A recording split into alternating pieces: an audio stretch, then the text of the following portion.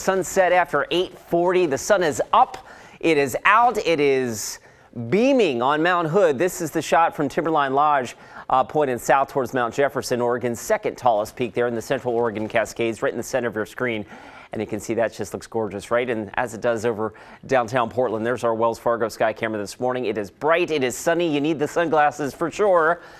And you also need a coat, like a winter coat. Check this out. It is cold out there this morning. It's 36 right now in King City. It's 38 in Sherwood. So there are some cool pockets around town right now. 47 though at PDX and Beaverton, waking up to 43. We hop over the Cascades, lower 30s right now in Baker City and Rome. There will be a nice recovery for you folks across the eastern part of the state today as well. So without further ado, here is your weekend forecast. Mostly sunny tomorrow, 74. Mostly sunny today with a what? A shower chance?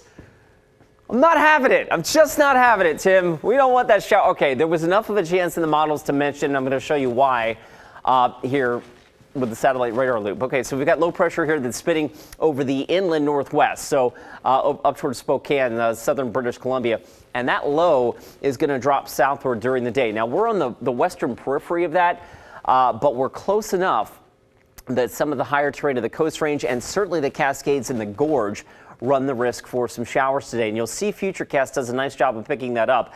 Our computer model lunchtime today, high and dry across western Oregon.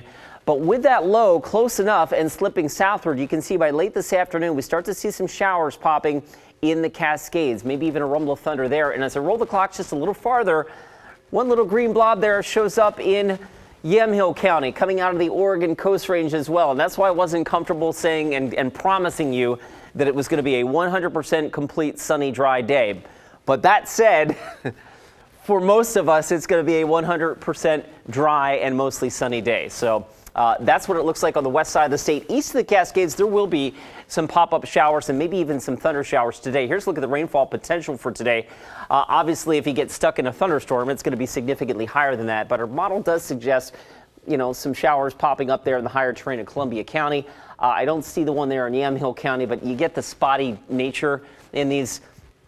Given that, most folks will probably not see anything. You hop over the Cascades, different story. In fact, the Storm Prediction Center does kind of highlight the inland northwest, most of Washington, and let's say the northeast third of the state of Oregon here in at least a marginal threat for some thunderstorm development today.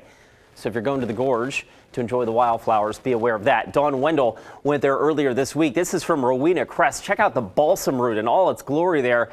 I've been to Rowena Crest. That is a great, great outcropping there, and it gives you a spectacular view of the gorge. And of course, right now, the gorge flowers are in full bloom right now. All right, Futurecast shows temperatures climbing through the 60s by lunchtime and into the lower 70s up and down the I-5 corridor today. Despite the cold start in eastern Oregon, you folks should be climbing well into the 60s, we think, this afternoon.